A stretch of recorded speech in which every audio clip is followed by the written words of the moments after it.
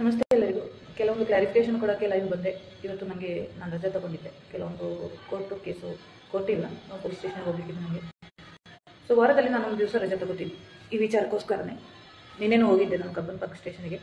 ನಿಮಗೆ ಗೊತ್ತಿರೋ ಪ್ರಕಾರ ನಂದು ನಿಶ್ಚಲ್ದು ಒಂದು ಕೇಸ್ ನಡೀತಾ ಇದೆ ಅಲ್ಲಿ. ಸೊ ಅವ್ರು ಕರೆಯೋದು ನಾನು ಹೋಗಬೇಕಾಗುತ್ತೆ. ನಾನು ನಿನ್ನೆ ಹೋಗಿದ್ದೆ. ಅದಕ್ಕಿಂತ ಮೊದಲು ಆ ವಿಚಾರ ಮಾತಾಡೋ ಮೊದಲು ನಾನು ಹೊರಡೋ ಮುಂಚೆ ನಾನು ಪೊಲೀಸ್ ಸ್ಟೇಷನ್ಗೆ ಹೋಗೋಳಿದ್ದೀನಿ. ಹೊರಡೋ ಮುಂಚೆ ನನಗೆ ಒಂದು ಲೈವ್ ಬಂದು ಕ್ಲಾರಿಫಿಕೇಶನ್ ಕೊಡೋಕೆ. ಯಾಕಂದರೆ ನನಗೆ ಫ್ರೀ ಆಗಿರೋ ಟೈಮ್ ಇದೆ. ಇದೊಂದು ವಾರದಲ್ಲಿ ಒಂದು ದಿವಸ ನಾನು ಫ್ರೀ ಇರ್ತೀನಿ. ಯಾಕಂದರೆ ಉಳಿದ ದಿವಸಗಳಲ್ಲಿ ಯಾಕೆ ಲೈವ್ ಬರ್ತಾ ಇಲ್ಲ ನೀವು ಅಂತ ಈಗ ಮೊನ್ನೆಯವರು ಕೇಳಿದ್ರು. ನಾನು ಹೇಳಿದೆ ನನಗೆ ಸಮಯದ ಅಭಾವ ಇದೆ. 7 ಗಂಟೆಯಿಂದ 4 ಗಂಟೆವರೆಗೆ ನಾನು ಆಫೀಸ್ ಡ್ಯೂಟಿ ಮಾಡ್ತೀನಿ. ಅದಲ್ಲದೆ ನನಗೆ ವೀಕೆಂಡಲ್ಲಿ ಸ್ಯಾಟರ್ಡೆ ಸಂಡೇ ನನಗೆ ಕ್ಲಾಸಸ್ ಇರುತ್ತೆ. ನಾನು MBA ಮಾಡ್ತಾ ಇದ್ದೀನಿ. ಮನೆಗೆ ಬರುವಾಗಲೇ 7 ಗಂಟೆ ಆಗುತ್ತೆ. ಮತ್ತೆ ನನಗೆ ಲೈವ್ ಬರೋಕ್ಕಾಗಲ್ಲ. ನಿಮ್ಗೆ ಗೊತ್ತಿದೆ, ಕೆಲಸದಲ್ಲಿ ಸುಸ್ತಾಗಿರ್ತೀನಿ. ಇದೊಂದೇ ಕಾರಣ, ಬೇರೆ ಯಾವ ಕಾರಣಕ್ಕೂ ನಾನು ಲೈವ್ ಬಂದಿಲ್ಲ. ಯಾವ ಪೊಲೀಸ್ನವರು ಎಷ್ಟು ಕೇಸ್ ಹಾಕಿದ್ರು ನಾನು ಮಾತಾಡೋದು ಬಿಡಲ್ಲ ಸೌಜನ್ಯ ವಿಷಯದಲ್ಲಿ. ಇದಂತೂ ಸತ್ಯ. ಸೌಜನ್ಯ ವಿಚಾರಕ್ಕೆ ಬರ್ತೀನಿ. ಅದಕ್ಕಿಂತ ಮೊದಲು ನನಗೆ ಕಳೆದ ವಾರ ಏನು ಪ್ರಾಬ್ಲಮ್ ಆಯಿತು ಅಂತ. ಪ್ರಾಬ್ಲಮ್ ಅಲ್ಲ, ನಾನು ರಾಜಕೀಯ ಪಕ್ಷದಲ್ಲಿ ಇಲ್ಲ. ಆದರೆ ಪ್ರತಿಯೊಬ್ಬ ರಾಜಕೀಯ ವ್ಯಕ್ತಿಯನ್ನು ನಾನು ವಿಮರ್ಶಿಸುತ್ತೇನೆ, ಇದು ಸತ್ಯ. ಯಾಕಂದರೆ ನನಗೆ ಮೊನ್ನೆ ಕಳೆದ ವಾರ ಮಂಗಳೂರಲ್ಲಿ ಆದ ಒಂದು ಘಟನೆ. ಮಂಗಳೂರು ನಮ್ಮ ಊರೇ, ಬೇರೆ ಯಾರಲ್ಲ. ನಾನು ಅಲ್ಲಿ 3 ವರ್ಷ 4 ವರ್ಷ ನಾನು ಮಂಗಳೂರಲ್ಲಿದ್ದೆ. ಘಟನೆ ಏನಾಯ್ತಂದ್ರೆ, ಒಂದು ಕ್ರಿಶ್ಚಿಯನ್ ಸಂಸ್ಥೆಯಲ್ಲಿ ಯಾವುದೋ ಒಬ್ಬಳು ಅಧ್ಯಾಪಕಿ ವರ್ಕೀಸ್ ವರ್ಷಿಪ್ ಎಂಬ ಒಂದು ರವೀಂದ್ರನಾಥ ಟಾಗೋರ ಕವಿತೆಯನ್ನು ವಿಚಾರಿಸುವಾಗ ರಾಮನ ವಿಚಾರ ತಂದ್ರು ಅಂತ ಮಕ್ಕಳು ಏನೋ ಹೇಳಿದ್ರು. ಪೋಷಕರು ಹೇಳಿದ್ರು. ಪೋಷಕರು ಅದನ್ನು ದೊಡ್ಡ ರಾದಂತ ಮಾಡಿದ್ರು. ದೊಡ್ಡ ಒಂದು ಕಮ್ಯುನಲ್ ಇಶ್ಯೂ, ಅಂದ್ರೆ ಹಿಂದೂ ಕ್ರಿಶ್ಚಿಯನ್ ಗಲಾಟೆನೆ ಅಲ್ಲಿ ನಡೀತಾ ಇದೆ. ನಿನ್ನೇನು ನಾನು ನೋಡ್ತಾ ಇದ್ದೆ ವಿಡಿಯೋಸ್. ಸೊ ಅಲ್ಲಿ ನನ್ನ ಸ್ಟ್ಯಾಂಡ್ ಯಾರ ಪರ ಇತ್ತು ಅಂದ್ರೆ, ನಾನು ಕ್ರಿಶ್ಚಿಯನ್ ಸಂಸ್ಥೆಗೆ ಇದು ಸಪೋರ್ಟ್ ಮಾಡಿದೆ. ನಾನು ಕ್ರಿಶ್ಚಿಯನ್ಗೆ ಹುಟ್ಟಿದ ಅಂತ ಮೊನ್ನೆ ಒಬ್ಬ ಕೇಳಿದ ನನಗೆ ಇನ್ಬಾಕ್ಸ್ ಅಲ್ಲಿ, ನೀನು ಯಾರಿಗೆ ಹುಟ್ಟಿದೀಯಾ ಅಂತ. ನಾನು ಯಾರಿಗೆ ಹುಟ್ಟಿದ್ದೀನಿ ಎಂಬುದು ಮುಖ್ಯ ಅಲ್ಲ, ನಾನು ಹೇಗೆ ಬದುಕ್ತೀನಿ ಎಂಬುದು ಮುಖ್ಯ. ನಾನು ನನ್ನ ಜಾತಿಯನ್ನ, ಯಾವುದೇ ಧರ್ಮವನ್ನು ಇದಕ್ಕೆ ತರ್ತಾ ಇಲ್ಲ. ಆದರೆ ನಾನು ಕ್ಲಾರಿಫಿಕೇಶನ್ ಕೊಡ್ತೇನೆ. ವೇದವ್ಯಾಸರು ಮಾಡಿದ್ದು ತಪ್ಪು ಅಂತ ನಾನು ಫೇಸ್ಬುಕ್ಕಲ್ಲಿ ಹೇಳಿದ್ದೇನೆ. ಯಾಕಂದ್ರೆ ನಾನು ಸೌಜನ್ಯ ಪ್ರಕರಣಕ್ಕೆ ಇದು ಹೇಗೆ ಕನೆಕ್ಟ್ ಮಾಡಿದೆ ಅಂದ್ರೆ, ಸೌಜನ್ಯ ಒಂದು ಹಿಂದೂ ಧರ್ಮದ ಹೆಣ್ಣು ಮಗಳು, ಅಲ್ಲಿ ಅತ್ಯಾಚಾರ ಆಗಿದೆ, ಕೊಲೆಯಾಗಿದೆ. ಆಗ ಮಾತೆತ್ತದ ಯಾವುದೇ ರಾಜಕೀಯ ವ್ಯಕ್ತಿ ಮೊನ್ನೆ ಹಿಂದೂ ಧರ್ಮ ಅಂತೇಳಿ, ಜೈ ಶ್ರೀರಾಮ್ ಅಂತೇಳಿ ಬೀದಿಯಲ್ಲಿ ನಾಟಕ ಮಾಡ್ತಾ ಇದ್ದಾರೆ. ಇದನ್ನ ಪೋಸ್ಟ್ ಹಾಕ್ತಿದ್ದಾರೆ. ನನಗೆ ಕಮೆಂಟ್ಗಳು ಬರೋಕ್ಕೆ ಸ್ಟಾರ್ಟ್ ಆಯಿತು. ನನಗೆ ಕಮೆಂಟ್ ಮಾಡೋಕ್ಕೆ ಪುರ್ಸೊತ್ತಿಲ್ಲ, ರಿಪ್ಲೈ ಮಾಡೋಕ್ಕೆ. ಯಾಕಂದ್ರೆ ನಾನು ಆಫೀಸಲ್ಲಿ ಇರ್ತೀನಿ. ಸೊ ಯಾವಾಗಾದ್ರೂ ನಾನು 2 ಗಂಟೆಗೊಮ್ಮೆ ಮೊಬೈಲ್ ನೋಡ್ತೀನಿ, ಸ್ವಲ್ಪ ಕಮೆಂಟ್ಗೆ ರಿಪ್ಲೈ ಮಾಡ್ತೀನಿ. ನಾನು ಒಬ್ಬರಿಗೆ ನಂಬರ್ ಕೊಟ್ಟೆ, ಹಲವರಿಗೆ ಕೊಟ್ಟಿದ್ದೀನಿ ನಾನು ನಂಬರ್, ಕಾಲ್ ಮಾಡಿ ನನಗೆ ಅಂತ. ಯಾರು ಮಾಡಿಲ್ಲ, ಒಬ್ಬ ಮಾತಾಡಿದೆ. ನನ್ನ ಹೆಸರು ಯಶ್ ಏನೋ ಒಂದು ಸಮಥಿಂಗ್ ಬರುತ್ತೆ. ಅವ್ರು ಮಹೇಶ್ ನನಗೆ ತುಂಬ ಕ್ಲೋಸ್ ಅಂತೆ. ಅವ್ನು ಮಾತಾಡ್ತಾನೆ ಹೇಳ್ತು, ನೀವು RSS ಬಗ್ಗೆ ಮಾತಾಡಬೇಡಿ, BJP ಬಗ್ಗೆ ಮಾತಾಡಬೇಡಿ, ಸೌಜನ್ಯ ಹೋರಾಟ ದಿಕ್ಕು ತಪ್ತಾ ಇದೆ ಅಂತ. ನಾನಿಲ್ಲಿ ಸೌಜನ್ಯ ಹೋರಾಟಕ್ಕೂ ವೇದವ್ಯಾಸರಿಗೂ ಕನೆಕ್ಟ್ ಮಾಡಿದ್ದೇನೆ. ನಾನು ಒಂದು ಮಾತು ಹೇಳಿದ್ದೇನೆ. ಹೌದು, ಈ ಶಾಸಕರು ಸೌಜನ್ಯ ವಿಚಾರದಲ್ಲಿ, ಈ ಸದನದಲ್ಲಿ ಒಂದೇ ಒಂದು ಮಾತು ಎತ್ತಿದ ಸೌಜನ್ಯ ವಿಚಾರದಲ್ಲಿ ಯಾವನೇ ಒಬ್ಬ ಶಾಸಕ ಇದ್ರೆ ನನಗೆ ಹೇಳಿ. BJP ಶಾಸಕ, ನಾನು ಹೇಳ್ತಾ ಇರೋದು BJP ಅದು. ಯಾಕಂದ್ರೆ ನಾನು ಇಲ್ಲಿ ಕಾಂಗ್ರೆಸ್ ಅನ್ನು ಹೇಳ್ತಾ ಇಲ್ಲ, ನಾನು ಕಾಂಗ್ರೆಸ್ ಪರವಾಗಿಲ್ಲ. ಆದ್ರೆ ಕಾಂಗ್ರೆಸ್ನ ವಸಂತ ಬಂಗೇರರು ಮತ್ತು ಇವರು ಜನಾರ್ದನ ಪೂಜಾರಿ ಅವರು ಸೌಜನ್ಯ ಪ್ರಕರಣಕ್ಕೆ ನಮಗೆ ಸಹಾಯ ಮಾಡಿದ್ದಾರೆ. ಈ ಸನ್ನಿವೇಶ, ಸೌಜನ್ಯ ಮೃತಳಾದ ಟೈಮಲ್ಲಿ ಅವರ ಮನೆಗೆ ಹೋಗಿ 1 ಲಕ್ಷ ರೂಪಾಯಿಯನ್ನು ನಮ್ಮ ಜನಾರ್ದನ ಪೂಜಾರಿ ಅವರು ಅವರಿಗೆ ಕೊಟ್ಟಿದ್ದಾರೆ. ಮನೆಯವರಿಗೆ ತುಂಬಾ ಹೆಲ್ಪ್ ಮಾಡಿದ್ದಾರೆ. ವಸಂತ ಬಂಗೇರ ಈ ಕೇಸನ್ನು CBIಗೆ ಹಾಕಿರೋದು ಕಾಂಗ್ರೆಸ್ ಗವರ್ಮೆಂಟ್. ಆವಾಗ ಆಡಳಿತದ BJP ಗವರ್ಮೆಂಟ್ ನಮಗೆ ಸಹಾಯ ಮಾಡಿಲ್ಲ. ಸದಾನಂದ ಗೌಡರು ಮುಖ್ಯಮಂತ್ರಿ ಆಗಿರುವಾಗ ಅದೇ ಸಮುದಾಯದ, ಒಕ್ಕಲಿಗ ಸಮುದಾಯದ ಹೆಣ್ಣು ಮಗಳು. ಆದರೂ ಸದಾನಂದ ಗೌಡರು ನಮಗೆ ಸಹಾಯ ಮಾಡಿಲ್ಲ. ಇನ್ನು ವೇದವ್ಯಾಸರ ವಿಚಾರಕ್ಕೆ ಬರ್ತೀನಿ. ನಾನು ಯಾವುದೇ ಧರ್ಮಕ್ಕೆ ಸಪೋರ್ಟ್ ಮಾಡ್ತಾ ಇಲ್ಲ. ನಾನು ಹೇಳ್ತೀನಿ, ನೀನು ಹಿಂದೂ ಅಂತ ಕೇಳಿದ್ರು. ಹೌದು, ನಾನು ಹಿಂದುವಲ್ಲಿ ಬ್ರಾಹ್ಮಣ ಜಾತಿ, ಅದನ್ನು ನಾನು ಹೇಳಿದ್ದೇನೆ. ಆದರೆ ನಾನು ನಂಬುವುದು ನಾರಾಯಣ ಗುರುಗಳನ್ನು. ಒಂದೇ ಜಾತಿ, ಒಂದೇ ಮತ, ಒಂದೇ ಧರ್ಮ. ನನಗೆ ಅದು ಮನುಷ್ಯ ಧರ್ಮ, ಮಾನವೀಯತೆ ಇದೆ. ಮನುಷ್ಯತ್ವ ಇದ್ದ ಮನುಷ್ಯರನ್ನ ನಾನು ರೆಸ್ಪೆಕ್ಟ್ ಕೊಡ್ತೀನಿ, ಅವರ ಪರ ಇದ್ದೀನಿ. ನಾನು ಹಿಂದೂ ಅಂತ ನಾನು ಗುರುತಿಸಿಕೊಳ್ಳಲ್ಲ, ನಾನೊಂದು ಮನುಷ್ಯಳಾಗಿ, ಹೆಣ್ಣಾಗಿ ಗುರುತಿಸಿಕೊಳ್ಳುತ್ತೇನೆ. ಇದೇ ನಾನು ಸಮಾಜಕ್ಕೆ ಹೇಳ್ತಾ ಇರೋದು. ನಿಮಗೆ ಗೊತ್ತಿರ್ಬೋದು, ಮಂಗಳೂರಲ್ಲಿ ಅತಿ ಹೆಚ್ಚು ಕ್ರಿಶ್ಚಿಯನ್ ಸಂಸ್ಥೆಗಳಿವೆ. ನಮ್ಮ ಕೇರಳದಲ್ಲಿ ನಾವು ಗೌರ್ಮೆಂಟ್ ಕಾಲೇಜಸ್ನ ಹುಡ್ಕೊಂಡು ಹೋಗ್ತೀವಿ. ಮಂಗಳೂರಲ್ಲಿ ಏನು ಮಾಡ್ತಾರೆ, ಒಳ್ಳೆ ಸಂಸ್ಥೆಗಳನ್ನು ಹುಡ್ಕೊಂಡು ಹೋಗ್ತಾರೆ ಎಜುಕೇಷನ್ಗೆ. ಅಲ್ಲಿ ಕ್ರಿಶ್ಚಿಯನ್ ಸಂಸ್ಥೆಗಳು ತುಂಬ ಇದೆ. ಶಿಕ್ಷಣದಲ್ಲಿ ಆದ್ಯತೆ ಕೊಟ್ಟಿದ್ದೇ ಕ್ರಿಶ್ಚಿಯನ್ ಶಿಕ್ಷಣ ಸಂಸ್ಥೆಗಳು. ಈಗ ನಾನು ಬಹಳಷ್ಟು ಮಂದಿಗೆ ಕೇಳಿದ್ರೆ, ನಾನು LOCS ವಿದ್ಯಾರ್ಥಿ, ಅಲ್ಲಿ ವಿದ್ಯಾರ್ಥಿ, ಇಲ್ಲಿ ವಿದ್ಯಾರ್ಥಿ ಅಂತ ಹೇಳುವರು. ಯಾಕಂದ್ರೆ ನಮಗೆ ಹಿಂದೂಗಳಿಗೆ ಪುರಾಣಿಕರ ಶಾರದಾ ವಿದ್ಯಾಲಯಕ್ಕೆ ಹೋಗ್ಲಿಕ್ಕೆ ಸಾಧ್ಯನೇ ಇಲ್ಲ. ಸಾಧಾರಣ ಜನರಿಗೆ ನಾನು ಹೇಳ್ತಾ ಇರೋದು, ನಮ್ಮಂತ ಮಧ್ಯಮ ವರ್ಗ. ಯಾಕಂದ್ರೆ ಅಲ್ಲಿ ಲಕ್ಷ ಫೀಸು, ಸಾಧ್ಯ ಇಲ್ಲ. ಎಕ್ಸ್ಪರ್ಟಿಗೆ ಹೋಗೋಕೆ ಸಾಧ್ಯ ಇಲ್ಲ. ಯಾವ ಕಾಲೇಜಿಗೂ, ಹಿಂದೂ ಕಾಲೇಜುಗಳಿಗೆ ಹೋಗ್ಲಿಕ್ಕೆ ಸಾಧ್ಯ ಇಲ್ಲ. ಸೊ ಅತ್ಯಂತ ಮಿತವಾದ ಇದರಲ್ಲಿ ಶಿಕ್ಷಣ ಒಂದು ಕೊಡ್ತಾ ಇದೆ, ಅದು ಕ್ರಿಶ್ಚಿಯನ್ ಸಂಸ್ಥೆಗಳು. ಅಲ್ಲಿ ಏನಾಯ್ತು ಅಂತ ನನಗೆ ಗೊತ್ತಿಲ್ಲ. ಆದ್ರೆ ಆ ವಿಚಾರಕ್ಕೆ ರಾಜಕೀಯ ಯಾಕೆ ತಂದ್ರಿ ಎಂಬುದು ನನ್ನ ಕ್ವೆಶ್ಚನ್. ಮಕ್ಕಳು ಶಾಲೆಗೆ ಲೇಖನಿ ಹಿಡಿಯೋಕೆ ಹೋಗ್ಬೇಕೇ ವಿನಂತ ಒಂದು ಸಂಘದ ಧ್ವಜ ಹಿಡಿಯೋಕೆ ಅಲ್ಲ. ನನಗೆ ಯಾವುದೇ ರಾಜಕೀಯ ಹಿನ್ನೆಲೆ ಇಲ್ಲ. ನಾನು RSSನವಳಲ್ಲ, ನಾನು BJP ಅವಳಲ್ಲ, ನಾನು ಕಾಂಗ್ರೆಸ್ನವಳಲ್ಲ, ಕಮ್ಯುನಿಸ್ಟ್ನವಳು ಅಲ್ಲ. ನನ್ನೀಗ ಕಮ್ಯುನಿಸ್ಟ್ ಮಾಡಿದ್ದಾರೆ. ನಾನು ಒಂದು ನಂಗೆ ಏನಾದರೂ ಪ್ರಕಾರ ಪೋಸ್ಟ್ ಹಾಕಿದೆ. ಈ ವಿಚಾರದಲ್ಲಿ, ಸೌಜನ್ಯ ವಿಚಾರದಲ್ಲಿ ವೇದವ್ಯಾಸ ಕಾಮತ್ರು ಎಲ್ಲಿದ್ರು, ಮಾತೆತ್ತಿದ್ದಾರೆ ಸದನದಲ್ಲಿ, ಹೆದರಿದ್ದಾರೆ.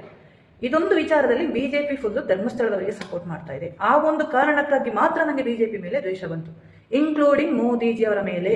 ಯಾಕಂದ್ರೆ ಉಜಿರೆಯಲ್ಲಿ ಆದ ಸಮಾವೇಶದಲ್ಲಿ ರಕ್ತದಿಂದ ಹೆಬ್ಬೆಟ್ಟು ಹಾಕಿದ್ದೀವಿ ನಾವು, ಸಹಿ ಹಾಕಿ ಮೋದಿಜಿಯವರಿಗೆ ಕಳಿಸಿದ್ವಿ. ಇದು ಯಾವಾಗ? ಡಿಸೆಂಬರ್ ಹೋಯ್ತು, ಜನವರಿ ಹೋಯ್ತು, ಮೋದಿಜಿಯವರಿಗೆ ಇದು ತಲುಪಿಲ್ವಾ? ಮಹೇಶ್ ಅಣ್ಣನ ಕ್ವಶನ್ ಮಾಡಿದ್ದಾರೆ, ನಾನು ಮಾತ್ರ. ಮಹೇಶ್ ಅಣ್ಣನ ಇಲ್ಲಿ ಕ್ವಶನ್ ಮಾಡಿದ್ದಾರೆ. ಮೋದಿಜಿಯವರಿಗೆ ಮಾತಾಡಿದ ವಿಡಿಯೋಗಳು ನಿಮಗೆ ಗೊತ್ತಿದೆ.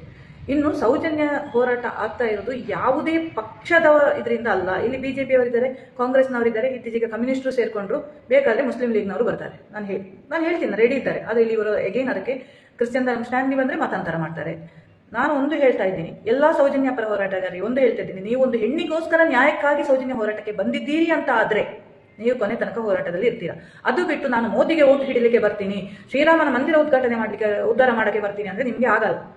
ಯಾಕಂದ್ರೆ ಸೌಜನ್ಯ ಅಂತವರನ್ನ ಇಟ್ಕೊಳ್ಳಲ್ಲ ನಮ್ಮ ಹೋರಾಟದಲ್ಲಿ. ಇದು ನನ್ನ ಅನುಭವಕ್ಕೆ ಬಂದ ಶಕ್ತಿ. ಎಷ್ಟೋ ಜನ ಹೋರಾಟಕ್ಕೆ ಬಂದಿದ್ದಾರೆ, ಅರ್ಥದಿಂದ ಬಿಟ್ಟು ಹೋಗಿದ್ದಾರೆ, ಆಗಲ್ಲ ಅಂತ ಹೇಳಿ. ಯಾಕಂದ್ರೆ ಅವರು ಬಂದ ಉದ್ದೇಶ ಅದರಲ್ಲಿ ಯಾವುದೋ ಒಂದು ಸ್ವಾರ್ಥ, ಏನೋ ಒಂದು ಸ್ವಾರ್ಥದಿಂದ ಬಂದಿರೋದು. ನಾವು ಯಾವುದೇ ಸ್ವಾರ್ಥ ಇಟ್ಕೊಂಡು ಬಂದಿದ್ದವರಲ್ಲ. ನಾವು ಇಷ್ಟೆಲ್ಲ ಕಷ್ಟಪಟ್ಟು, ಇಷ್ಟೆಲ್ಲ ನನಗೆ ಕೊಟ್ಟಷ್ಟು ಟಾರ್ಚರ್ ಎಲ್ಲರಿಗೂ ಕೊಟ್ಟಿದ್ದಾರೆ. ನಾನು ಸ್ವಲ್ಪ ಹೆಚ್ಚು ಅನುಭವಿಸ್ತೀನಿ, ಯಾಕಂದ್ರೆ ನನ್ನ ಕಂಪನಿಯವರೆಗೆ ಬಂದಿದ್ದಾರೆ, ನನ್ನ ಉದ್ಯೋಗಕ್ಕೂ ಕೂಡ ತೊಂದರೆ ಕೊಟ್ಟಿದ್ದಾರೆ ಡಿಗ್ಯಾಂಗಿನವರು. ಇದನ್ನ ನಮ್ಮ ರಾಜಶೇಖರ ರೆಡ್ಡಿ ಕೇಸ್ ಆಗ್ತಿರೋನು, ಇನ್ನೊಬ್ಬ ಅವನು ಜಿತೇಂದ್ರ ಜೈನ್ ಅಂತ ಕಂಪ್ಲೇಂಟ್ ಕೊಟ್ಟವನು ತುಂಬಾ ಇದ್ದಾರೆ. ಆಟೋ ಡ್ರೈವರ್ಗಳು ಕಂಪ್ಲೇಂಟ್ ಕೊಡ್ತಾರೆ. ಡಿಗ್ಯಾಂಗಿನ ಪ್ರತಿಯೊಬ್ಬರು ಇವರಪ್ಪ ಇವನಿಗೆ ಹುಟ್ಟಿದವನ್ನೆಲ್ಲ ನನ್ನ ಮೇಲೆ ಕಂಪ್ಲೇಂಟ್ ಕೊಡೋರು ಇರೋದು. ಇವಾಗಲೂ ನಡೀತಾರೆ ಕೇಸುಗಳು. ನಾನು ಅದಕ್ಕೇನು ಹೆದರಲಿಲ್ಲ, ಹೆದರೋದೂ ಇಲ್ಲ. ನನ್ನ ಅಂತಿಮ ಶ್ವಾಸ ನನ್ನಲ್ಲಿ ಇರುವ ತನಕ ನಾನು ಈ ಹೋರಾಟದಲ್ಲಿ ಇದ್ದೀನಿ. ಆದ್ರೆ ನೀವು ಸೌಜನ್ಯ ಹೋರಾಟಕ್ಕೆ ಬಿಜೆಪಿ ಶ್ರೀರಾಮ ಎದರೆಸಕ ಮತ್ತು ಇವರನ್ನೆಲ್ಲ ಹೇಳ್ಕೊಂಡು ಬಂದ್ರೆ ಅದು ಸಕ್ಸಸ್ ಆಗಲ್ಲ. ನಾನು ಹೇಳ್ತಾ ಇದ್ದೀನಿ, ಪಕ್ಷರಹಿತವಾಗಿ ಬನ್ನಿ. ನಾನು ಒಂದು ವಾಟ್ಸಪ್ ಗ್ರೂಪ್ ಮಾಡಿದ್ದೇನೆ, ನನ್ನ ಫೇಸ್ಬುಕ್ ಫ್ರೆಂಡ್ಗಳ ಗ್ರೂಪ್ ಇದೆ, 60 ಮಂದಿ ಇದ್ದಾರೆ. ನನಗೆ ಆ ಟೈಮಲ್ಲಿ ಸಪೋರ್ಟ್ ಮಾಡಿದವರು ಇನಿಷಿಯಲಿ ನನ್ನ ಹೋರಾಟಕ್ಕೆ. ಒಂದೇ ಒಂದು ವಿಚಾರ, ಒಂದು ಹೆಣ್ಮಕ್ಳ ಬಗ್ಗೆ ಕೆಟ್ಟದಾಗಿ ಬರೀಬಾರ್ದು. ನಂದು ಟರ್ಮ್ಸ್ ಅಂಡ್ ಕಂಡೀಷನ್ ಇದೆ. ಮುಸ್ಲಿಮರು ಇದ್ದಾರೆ, ಕ್ರಿಶ್ಚಿಯನ್ಸ್ ಇದ್ದಾರೆ, ಹಿಂದೂಗಳಿದ್ದಾರೆ. ಅಲ್ಲಿ ನಾವು ರಾಜಕೀಯ ಪೋಸ್ಟ್ ಹಾಕಲ್ಲ. ನನ್ನ ಫೇಸ್ಬುಕ್ ಅಲ್ಲಿ ಬರೀ ಸೌಜನ್ಯ ವಿಚಾರ ಮಾತ್ರ ಡಿಸ್ಕಸ್ ಮಾಡ್ತೀವಿ, ಇದಿಷ್ಟೇ ಹಾಕ್ತೀವಿ. ನನ್ನ ಫೇಸ್ಬುಕ್ ಪೋಸ್ಟಿಗೂ ನನ್ನ ಸೌಜನ್ಯ ಹೋರಾಟಕ್ಕೂ ಸಂಬಂಧ ಇಲ್ಲ. ಅಲ್ಲಿ ನಾನು ರಾಜಕೀಯ ಹಾಕ್ತೀನಿ.